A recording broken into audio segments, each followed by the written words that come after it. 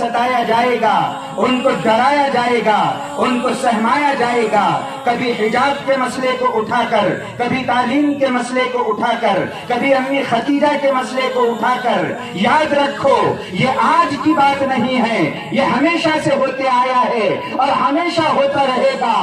آج ہماری حکومت کہہ رہی ہے بھرون ہتیا کو روکا جائے، عورتوں کو تعلیم پر دی جائے، بیٹی بچاؤ کا نعرہ دیا جا رہا ہے اور بیٹی پڑھاؤ کا نعرہ دیا جا رہا ہے۔ محمد عربی صلی اللہ علیہ وسلم آج سے 1450 سال پہلے اس پیغام کو ساری کائنات کے لیے سنا رہے ہیں۔ بلکہ آپ یہ دیکھیں کہ آپ صلی اللہ علیہ وسلم کی لخت جگر، نور نظر حضرت فاطمہ رضی اللہ تعالی عنہا، یاد رکھو قوموں کے مقدر کا فیصلہ تعداد سے ہوتا، قوموں کے مقدر کا فیصلہ تعداد سے نہیں بلکہ استعداد سے ہوتا ہے۔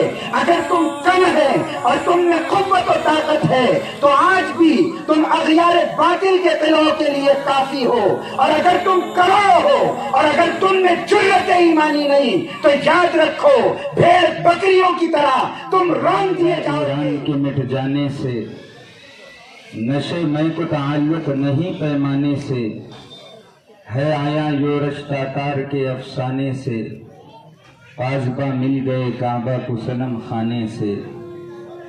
اسلام کی فطرت میں اللہ رب العزت نے یہ جوہر آبدار پنہا رکھا ہے کہ جو مذہب اسلام کو بدنام کرنے کی، ڈرانے کی، دبانے کی سازشیں چلتی ہے، اللہ رب العزت اسلام کی فطرت میں ایسی لچک رکھی ہے کہ اسی شدت کے ساتھ یہ ابھرتا ہے، اور بہت سے وہ لوگ جو اس کے مخالف تھے حلقہ بگوش اسلام ہوتے ہیں، اور اللہ ان کے ذریعے سے اسلام کو تقویت بخشتا ہے۔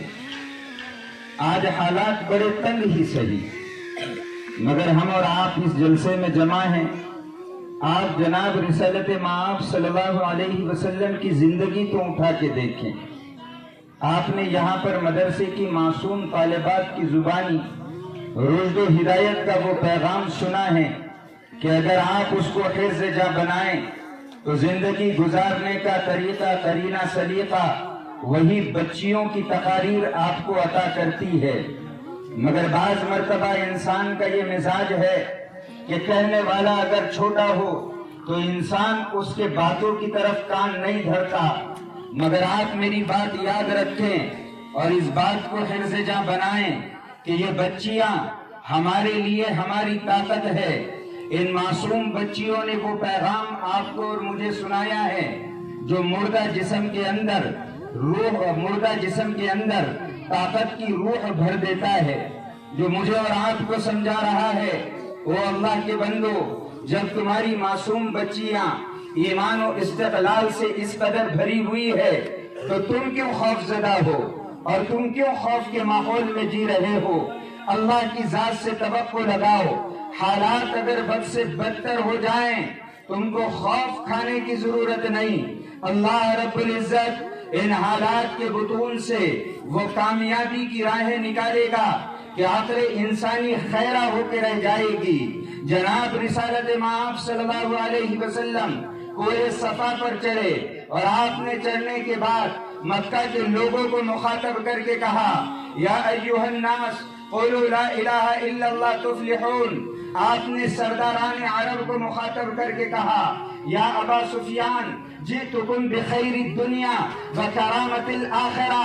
ابو سفیان میں تیرے پاس کامیابی کامرانی کی بات لے کے آیا ہوں، فلاح و بہبود کی بات لے کے آیا ہوں، روشنی کا راستہ لے کے آیا ہوں۔ مگر آپ دیکھیں ابو سفیان نے آپ کی باتوں کی طرف توجہ نہ کی۔ آپ کا سگا چچا ابو لہب آپ کا مخالف ہو گیا۔ تاریخ کی کتابیں پڑھیے، چچا نے سب سے پہلے کہا تبن لک یا محمد لہذا جمعتنا۔ محمد عربی کیا اسی بات کے لیے آپ نے ہم کو یہاں جمع کیا تھا؟ ताने दिए गए, सताया गया, रास्ते में कूड़ा करकट डाल दिया गया, कभी साहिर कहा गया, कभी मजनू कहा गया, उक्कास के मेले में तमस्कुर उड़ाया गया। आपके रास्ते के अंदर जगह जगह पर जो कसबल उनका हो सकता था तकलीफ और ईजा पहुंचाई गई। हद तो ये है कि उलमाए तारीख ने लिखा है कि कुफ्फार मक्का लोगों की गिलाजत जमा करते, आप सल्लल्लाहु अलैहि वसल्लम मदीना के बाजार में जाते लोगों को दीन और ईमान की दावत देने के लिए, तो ये लोग आपके दरवाजे पे आते और गिलाजत डाल जाते। खदीजा दौड़ी हुई आती, उस गिलाजत को अपने हाथों से साफ किया करती थी। आपकी मुबारक बेटियां उस अमल को किया करती थी। एक मर्तबा अल्लाह के हबीब तशरीफ लाए, आपने देखा कि मेरी चहेती बीवी और मेरी बेटियां इस चीज को कर रही है। आप दरे दौलत के करीब बैठ गए और कहने लगे, मक्का के लोगों, मेरे साथ जुल्म करते थे तो चलता था, मुझे सताते थे तो चलता था, मगर ये क्या जुल्म किया कि तुमने मेरे घर वालों को न बख्शा। तुम अच्छे हमसाए नहीं हो। एक हमसाए का इतना तो हक बनता है कि उसके अहल व अयाल की उसकी गैर मौजूदगी में हिफाजत की जाए, मगर जब दुश्मन गासिब बनता है और जलील और कमीना बनता है और हक की दावत के खिलाफ खड़ा होता है, वो दाई को नहीं बल्कि उसके अहले खाना को तकलीफ देता है। आपकी बच्चियों को भी सताया जाएगा, उनको डराया जाएगा, उनको सहमाया जाएगा। कभी हिजाब के मसले को उठाकर, कभी तालीम के मसले को उठाकर, कभी अम्मी खदीजा के मसले को उठाकर। याद रखो, ये आज की बात नहीं है, ये हमेशा से होते आया है और हमेशा होता रहेगा। जब जालिम के जुल्म की इंतहा पर, जालिम जुल्म की इंतहा पर पहुंचता है तो वो औरतों पर हमला करना चाहता है। क्या हुआ? मक्का के लोगों ने जब देखा अल्लाह के रसूल दावत से बाज ना आए तो आपकी दो बेटियों को तलाक दिलवा दी गई, मसले तलाक को उछाला गया।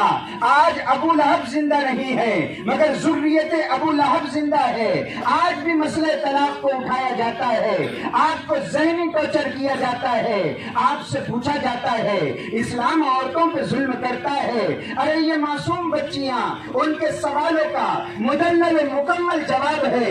ये बच्चियां अपने तकरीर में कहती है, आओ देखो, अगर इस्लाम तालीम की और तालीम से मना करता तो तलेगांव के अंदर जामिया मरयम लिल बनात क्यों चलता? इस्लाम अगर तालीम से मना करता तो हमारी हजारों बच्चियां अपनी इज्जत इफ्फत के बावजूद तालीम की मैदानों में क्यों तरक्की करती? या तो तुमने इस्लाम को नहीं समझा या पैगाम इस्लाम को नहीं समझा। आओ मैं तुमको समझाता हूँ, अगर इस्लाम को समझना है तो इस्लाम की तालीमात का मुताला करो। तुम्हारी दुश्मनी मोहब्बत में बदल जाएगी और तुम भी कहोगे ला इलाहा इल्लल्लाह मुहम्मदुर रसूलुल्लाह। इस्लाम की तालीमात का मुताला तो करें, कोई जाके उनको समझाए तो सही। मैंने कुरान की आयत पढ़ी, बड़ी मुख्तसर आयत है, वइज़ल मौऊदतु सुइलत बिअय्यि ज़म्बिन क़ुतिलत। इस्लाम से पहले क्या था? औरतों के कोई हुकूक थे? यहाँ पर मुफ्तियान कराम बैठे हुए हैं। कुफ्फार मक्का जुल्म और बर्बरियत में इतने आगे थे कि वो औरतों को कभी खातिर में नहीं लाते, बल्कि विरासत के अंदर, प्रॉपर्टी के अंदर औरतों को हिस्सा नहीं दिया जाता और न मासूम बच्चों को दिया जाता। अगर उनसे सवाल करता, अरे कमजोर को हिस्सा क्यों नहीं देते, तो वो कड़क के कहा करते थे, जो कबीले का दिफा नहीं कर सकता, जो कबीले का डिफेंस नहीं कर सकता, जो मुकाबले में आ नहीं सकता, जो मुकाबला कर नहीं सकता, वो माल का हकदार भी नहीं बन सकता। ये उनकी लॉजिक थी, ये उनकी दलील थी, ये उनका कायदा था, ये उनका संविधान था, ये उनका दस्तूर था, ये उनका ला था, ये उनका मंशूर था। मगर आओ देखो, मोहम्मद अरबी सल्लल्लाहु अलैहि वसल्लम इस खाकदानी अर्जी में तशरीफ लाए। आपने सबसे पहले लोगों को मुतवज्जे किया, हजरत फातिमा से मोहब्बत का दम भरा। आपने कहा, फातिमा बिज़ातुम मिन्नी, फातिमा मेरे जिगर का टुकड़ा है। आपने असहाब नबी से फरमाया, मन आल जारियतैन حتی تبلغا، اللہ نے جس کو ایک بیٹی دی، اللہ نے جس کو 2 بیٹیاں دیے، اللہ نے جس کو 3 بیٹیاں دی، اگر وہ ان کی اچھے سے پرورش کرتا ہے، تربیت کرتا ہے، نگہداشت کرتا ہے، وہ جنت میں میرے ساتھ ایسے رہے گا جیسے میری یہ 2 انگلیاں ہیں۔ آپ صلی اللہ علیہ وسلم نے فرمایا خبردار اپنی بیٹیوں کا اکرام کرنا، اپنی بیٹیوں کا احترام کرنا، اچھی مناسب جگہ ان کو تعلیم و تربیت دلانا، اچھی جگہ پر ان کا رشتہ کر دینا، یہ تم کو جنت میں میرا پڑوسی بنا دے گا۔ آپ نے ماں کے حقوق ارشاد فرمائے، آپ نے بہن کے حقوق ارشاد فرمائے، آپ نے اگر بیوی ہے تو اس کو سرمۂ افتخار بنایا، اگر وہ بیٹی ہے تو خانوادے کے لیے اس کو رحمت بنایا۔ یہ سارا پیغام آپ نے مکہ کی سرزمین سے دیا۔ آج ہماری حکومت کہہ رہی ہے بھرون ہتیا کو روکا جائے، عورتوں کو تعلیم پر دی جائے، بیٹی بچاؤ کا نعرہ دیا جا رہا ہے اور بیٹی پڑھاؤ کا نعرہ دیا جا رہا ہے۔ محمد عربی صلی اللہ علیہ وسلم آج سے 1450 سال پہلے اس پیغام کو ساری کائنات کے لیے سنا رہے ہیں۔ بلکہ آپ یہ دیکھیں کہ آپ صلی اللہ علیہ وسلم کی لخت جگر، نور نظر حضرت فاطمہ رضی اللہ تعالی عنہا ابھی معصوم سی بچی ہے، آپ مکہ مکرمہ کے اندر ہے، آپ مسجد حرام میں محو عبادت ہے۔ اچانک فاطمہ کے دل میں خیال آیا چلو میں جاؤں، مکہ مکرمہ کے اندر ہوں، میں حرم کے اندر جاؤں، اپنے والد سے باتیں کروں، ان کے پیشانی کا بوسہ لوں۔ حضرت فاطمہ فرماتی ہے میں اپنے مکان سے نکلی اور آپ صلی اللہ علیہ وسلم سے ملنے کے ارادے سے ایک راستے پہ میں نے چلنا شروع کیا۔ اچانک سامنے سے ابو جہل آیا۔ ابو جہل کون؟ مکہ مکرمہ کا سورما اور پہلوان۔ ظاہر سی بات ہے ایک معصوم سی بچی اور ایک پہلوان کی کوئی ٹکر ہو سکتی ہے۔ ابو جہل نے کڑک کے حضرت فاطمہ سے پوچھا تمہارا نام کیا ہے؟ حضرت فاطمہ نے کہا فاطمہ بنت محمد رسول اللہ۔ اتنا سننا تھا ابو جہل کو جلال آ گیا، غصے کے اندر لال ہو گیا، کہنے لگا تو محمد بن عبداللہ کی بیٹی ہے؟ حضرت فاطمہ نے کڑک کے کہا ہاں میں محمد رسول اللہ کی بیٹی ہوں۔ اتنا سننا تھا ابو جہل نے اپنا ہاتھ اٹھایا، زور سے حضرت فاطمہ کے گال پہ چاٹا مارا۔ حضرت فاطمہ چھوٹی سی بچی تھی، ابو جہل کی تھپڑ لگی، بل بلا اٹھی، دوڑتے ہوئے اپنے ابا کے پاس آئی، اپنے ابا کے قریب آ کے بیٹھ گئی، محمد رسول اللہ کا ہاتھ اپنے ہاتھ میں لیا اور معصومیت سے کہنے لگی ابا آپ کو پتا ہے میرے ساتھ کیا ہوا؟ اللہ کے حبیب نے فرمایا میری جان مجھے اس بات کا علم نہیں۔ فاطمہ چہرے رو کے کہنے لگی اللہ کے حبیب وارے ابو میں آپ سے ملاقات کے لیے گھر سے نکلی تھی، راستے میں ابو جہل ملا، مجھ سے پوچھا کیا تم محمد رسول اللہ کی بیٹی ہے؟ میں نے اس سے کہا ہاں میں محمد رسول اللہ کی بیٹی ہوں۔ اتنا سننا تھا اس کو جلال آ گیا، دیکھو نا میری گال پہ کتنی زور سے چاٹا مارا، ابا میرا گال کتنا سرخ ہو گیا۔ بیٹیاں بڑی معصوم ہوتی ہے، باپ سے حد درجے محبت کرتی ہے، جن کی بچیاں اس ادارے میں پڑھتی ہے آپ ان سے تو سوال کرو ارے اللہ کے بندو تم نے اللہ اور اس کے رسول کی محبت میں اپنے جگر کے ٹکڑوں کو لا کر مدرسے کے اندر ڈال دیا، مگر کبھی سوچا ہے کہ ان پر دن و رات کیسے گزرتے ہیں؟ وہ آپ کی محبتوں سے ابھی سے دور رہتی ہے۔ ہر بچے کی خواہش ہوتی ہے وہ اپنے ابا کے پاس رہے، وہ اپنے امی کے پاس رہے، مگر آپ کے دل میں ایک شمع ہے اللہ اور اس سے رسول کی محبت کی۔ آپ نے ارادہ کیا کہ اس کو میں دین کی عالمہ بناؤں گا، میں اس کو مومنہ کورس کراؤں گا۔ آپ نے اس معصوم کو لایا مدرسے کے اندر ڈال دیا۔ مدرسے کے اندر جب پہلی مرتبہ بچے کو چھوڑا جاتا ہے آپ جانتے ہیں اس پر وہ پہلا دن کیسے گزرتا ہے۔ ایک بچی ہے وہ اپنے گھر کے اندر اس کا والد اس بات کی خواہش کرتا ہے بیٹے میرا ارادہ ہے میں تجھے دین کی عالمہ بناؤں۔ بچی چہک کے کہتی ہے ابا میں آپ کی خوشیوں پہ قربان، آپ جو حکم دے میں اس کو پورا کروں گی۔ باپ خوشی خوشی اپنے لخت جگر کو اٹھاتا ہے، مدرسے میں لا کے چھوڑتا ہے۔ وہ سارا راستہ چاچا کو سلام کرتی ہے، تایا کو سلام کرتی ہے، ماموں کو سلام کرتی ہے، کوئی رشتہ دار مل گیا اس کو سلام کر لیتی ہے۔ جب گھر میں ایٹو میں بیٹھ کے نکلتی ہے جب اس کو احساس ہوتا ہے اوہو زندگی کی پہلی رات ہے جو ماں کے محبت کے بغیر، باپ کے محبت محبت کے بغیر دور مدرسے کے اندر گزارنی ہے۔ اگر میرے سر میں درد ہوتا تو ابو مجھے پوچھتے بیٹا سر میں درد ہے، تیرا درد ٹھیک ہو گیا۔ میرے پاؤں میں درد ہوتا، میں امی سے کہتی میں کھیل کے تھک گئی اماں آپ میرے پیر دبا دیں، ماں دوڑتے آتی اس معصوم کے پیر دباتی۔ کبھی آپ نے سوچا ہے مدرسے میں کھیل کر جب وہ تھک جاتی ہوگی تو کس سے کہتی ہوگی میرے پاؤں دباؤ؟ اچانک رات میں باپ کام کر کے آتا ہے، بچوں کو چیک کرتا ہے تو سوچتا ہے کہ اس کو بخار آیا ہے، والدہ سے کہتا ہے اس کو صبح مت اٹھانا، اس کو بخار آیا ہے، میں دواخانے میں لے کے جاؤں گا۔ رات میں یہ معصوم سو جاتی ہے، اس کو بخار آتا ہوگا تو یہ کس سے صدا لگاتی ہوگی؟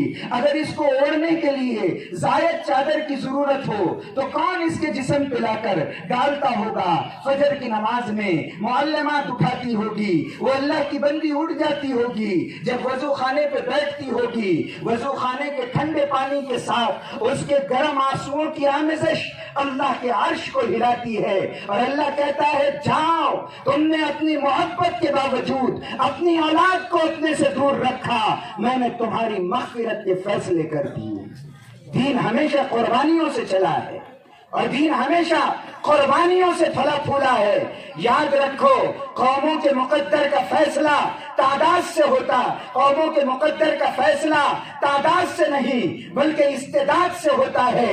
اگر تم کم ہے اور تم میں قوت و طاقت ہے تو آج بھی تم اغیار باطل کے قلعوں کے لیے کافی ہو، اور اگر تم کروڑ ہو اور اگر تم میں جرأت ایمانی نہیں تو یاد رکھو بھیڑ بکریوں کی طرح تم رون دیے جاؤ گے اور صفحے تاریخ سے مٹا دیے جاؤ گے۔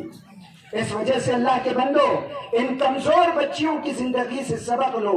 اگر وقت ہوتا تو میں ضرور تم کو سمجھاتا، مگر خدا کے بندو یہ حضرت فاطمہ کا واقعہ مکمل کر لوں۔ حضرت فاطمہ نے روتے ہوئے اپنے ابا سے کہا کہ ابا میں آپ سے ملاقات کے لیے آ رہی تھی، راستے میں ابو جہل ملا، دیکھیے نا میری گال پہ چاٹا مارا، میرا گال کتنا سرخ ہو گیا۔ اللہ کے رسول نے فرمایا فاطمہ تیرا ابا اتنا کمزور نہیں کہ ابو جہل سے تیرا بدلہ نہ لے سکے، مگر ایک کام کر تو اپنے چچا ابو سفیان کے پاس جا۔ ابو سفیان اس وقت تک ایمان نہیں لائے تھے۔ حضرت فاطمہ سے کہا جا اپنے چچا ابو سفیان کے پاس جا، ہو سکتا ہے وہ تیرے حق میں انصاف کا فیصلہ کر دے۔ حضرت فاطمہ وہاں سے اٹھی۔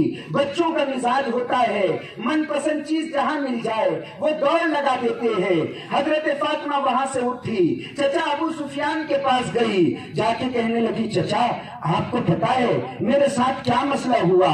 ابو سفیان نے کہا بیٹی مجھے معلوم نہیں تیرے ساتھ کیا ہوا۔ حضرت فاطمہ نے پورا واقعہ سنایا۔